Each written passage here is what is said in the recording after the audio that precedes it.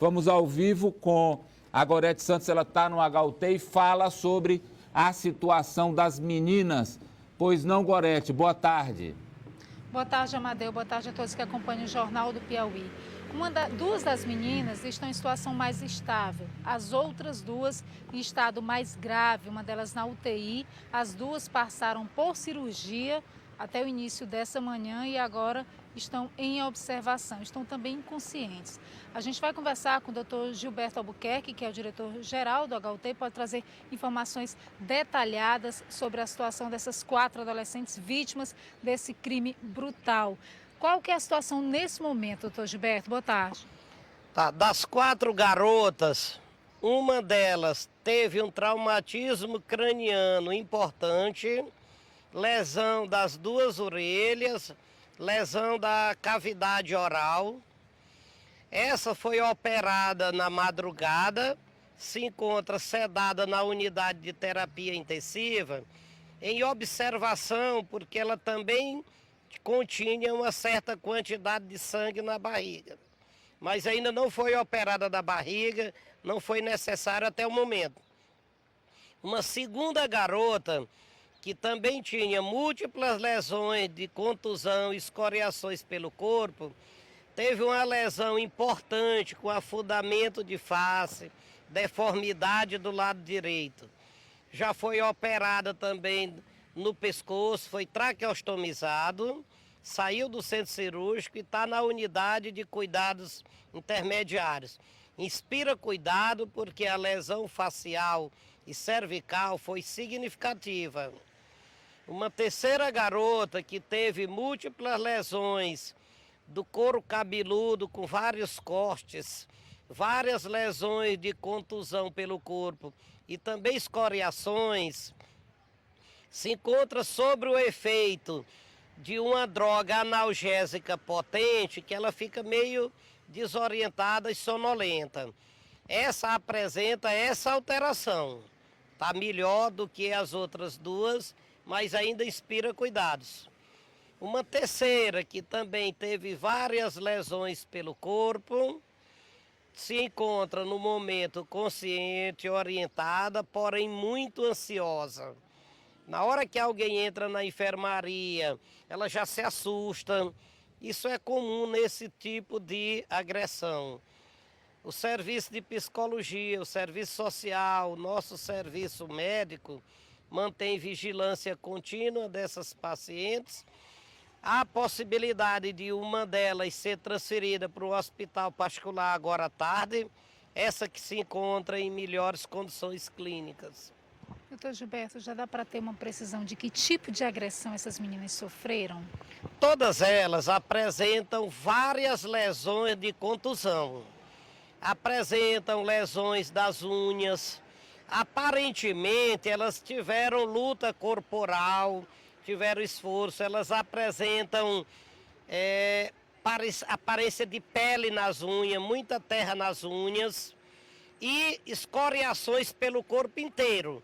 Ou elas foram arrastadas, ou elas lutaram deitadas, ou elas foram jogadas por esse desfiladeiro, ou tudo isso junto pode ter acontecido. Mas elas todas apresentam muitas lesões por hematomas, por escoriações, por cortes mesmo, por contusão. Então não dá para dizer, foi faca agora. A perícia fez o exame agora de manhã, eles devem ter já uma definição do objeto causador. Mas como as lesões são irregulares, então ela deve ter sido por uma pedra, por pancada, por alguma coisa desse tipo. As duas que têm 17 anos, que estão em situação mais grave, elas já estão fora de perigo ou ainda não?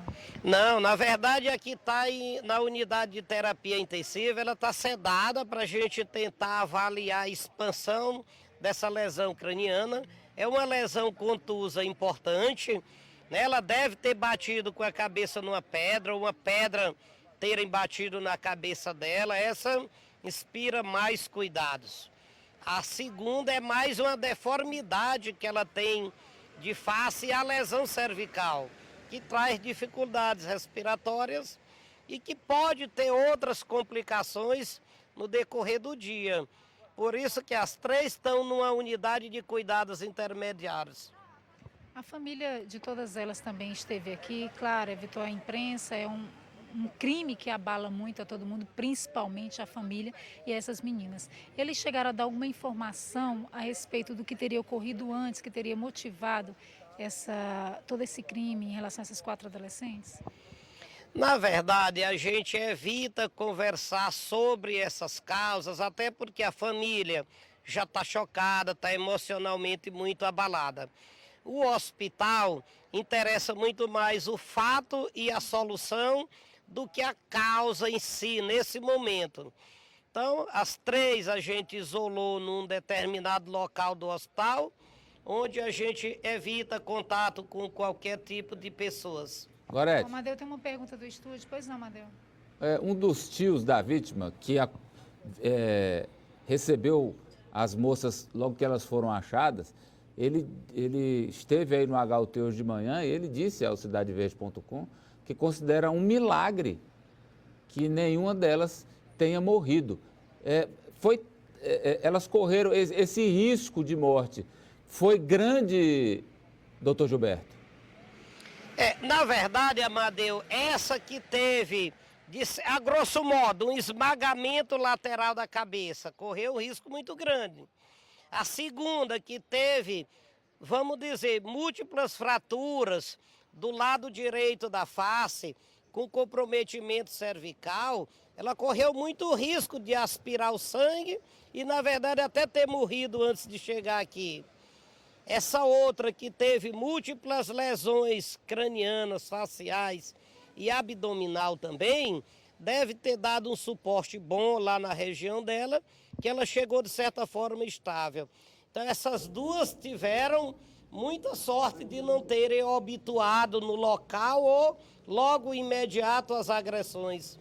Gorete. Mais uma pergunta, pois não, Amadeu. Viu, Gorete? E elas talvez não tenham morrido porque esse lavrador as encontrou. Se tivesse demorado o socorro, nós poderíamos estar chorando a morte de alguma delas. Eu quero mostrar agora a reportagem que você fez hoje de manhã da movimentação aí no Hospital de Urgência de Teresina. As 4 adolescentes começaram a chegar ao Hospital de Urgência de Teresina por volta de 11 horas da noite. Uma amiga das vítimas acompanhou o socorro e teria sido uma das últimas pessoas a ter contato com as garotas antes do crime. Por volta de umas 3 horas da tarde, eu falei com elas. Daí ela me disse que não podia falar muito porque ia fazer um trabalho. Aí foi a última vez que eu falei com ela. A manhã de hoje continuou com movimentação intensa no HUT. Familiares das vítimas evitaram a imprensa. A adolescente de 16 anos, que está em situação estável, vai ser transferida para um hospital particular. As outras 3 permanecem internadas aqui no HUT e estão inconscientes. Segundo a direção, o estado mais preocupante é das 2 meninas de 17 anos, que ainda não estão fora de perigo. Todas as meninas apresentam lesões no corpo inteiro. A garota de 15 anos teve múltiplas lesões, mas o quadro clínico é estável. Uma das adolescentes, de 17 anos, sofreu lesões graves na região do pescoço. Foi submetida à cirurgia.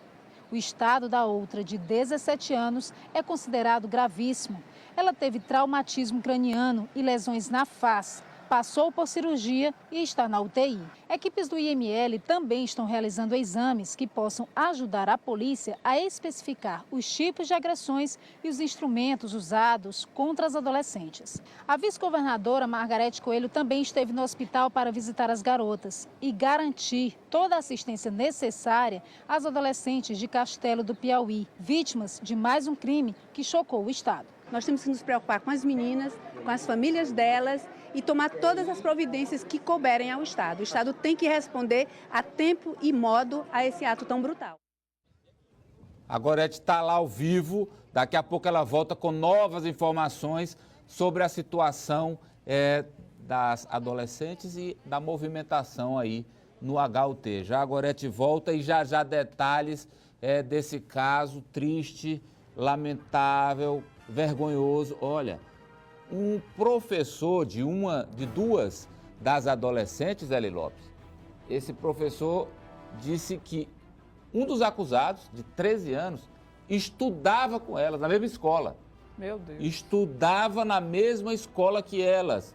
E segundo esse professor, José Demétrio, ele tinha um comportamento problemático, já manifestava comportamento problemático, um desses aí que está apreendido, né? Apreendido lá em Castelo. Vamos voltar com a Gorete, tem mais informações sobre o caso.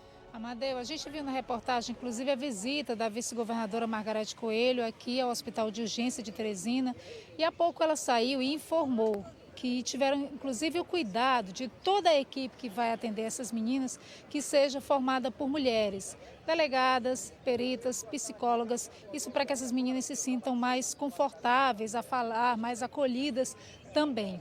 A gente está agora com o diretor do Departamento de Polícia Técnico-Científica, doutor Antônio Nunes, que também está aqui acompanhando todo esse trabalho, pode trazer mais informações para a gente acerca desses exames que já foram realizados. Agora, nessa manhã, já dá para fazer alguma avaliação mais precisa desse quadro, doutor Antônio Nunes? Boa tarde. Boa tarde. No que concerne as lesões corporais, né? De fato, lesões intensas, tem uma que está na UTI, foi submetida à cirurgia realmente, fratura craniana, dentre outras coisas. E mais 3 da enfermaria conscientes, 2 com lesões um pouco mais intensas e uma que já consegue falar de forma mais tranquila. Mas conseguimos coletar algum material, coletamos de unhas, vaginal, enfim, é aquilo de praxe, né? E aí a gente vai depender agora de fazer exames genéticos para que a gente possa confirmar ou não aquilo que se pensa até o momento. E o que se pensa até o momento? É exatamente a suspeita tanto de estupro como também de tentativa de homicídio? Pois é, há essas 2 vertentes que foram levantadas pelo pessoal do local, né, delegado e tudo. As lesões, elas vão ser descritas de imediato, não tem grande dificuldade quanto a isso, não. Dependendo dessas lesões com os testemunhos por lá, eles podem chegar até essa conclusão, né, ou não. É algo que o delegado que vai... Quanto à questão de tentativa de estupro ou não, não basta você demonstrar lesões corporais, você tem que demonstrar algo mais. Ou testemunhal, que não é com a perícia, delegados a essa altura devem estar, em interrogatório inclusive, devem estar já fazendo essa parte, seguramente, e com a gente fica a parte genética, que a gente vai fazer ainda, né? Já estamos em contato, inclusive, para viabilizar isso aí. Mas a gente coletou material suficiente para fazer. Não gostaria de afirmar que é ou não, porque esse é para o momento posterior.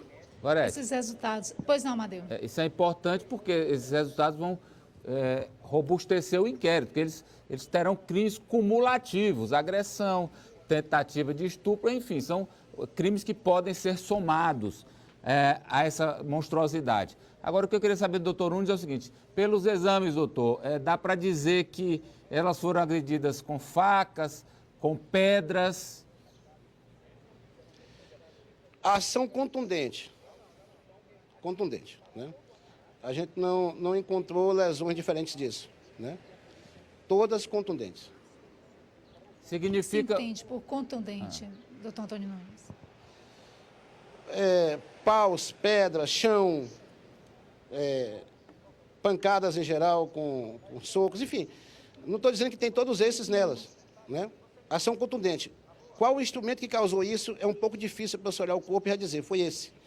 Mas a perícia criminal foi ao local, talvez encontre algum instrumento com sangue, alguma coisa, e isso junto com o que se viu aqui, que forma o todo depois. Eu ainda não sei o que é que o perito criminal encontrou por lá, porque a gente estava envolvido até esse momento, eu nem liguei para ele ainda. Então não dá para dizer, por exemplo, ainda se eles desferiram essas agressões diretamente a elas ou se de repente na suposta tentativa de empurrá-las ladeira abaixo isso possa ter acontecido? Exatamente, né? Até porque, como ele disse, são várias lesões contundentes em vários pontos. Pode acontecer de várias formas, pode acontecer arrastando um corpo, de repente num arrastão, pode acontecer jogando uma pedra. Também várias, quando você joga num barranco, você pode bater em pedra, arrastar no chão. Só por isso aqui é difícil você dizer qual ação contundente houve. É preciso somar com a perícia criminal do local.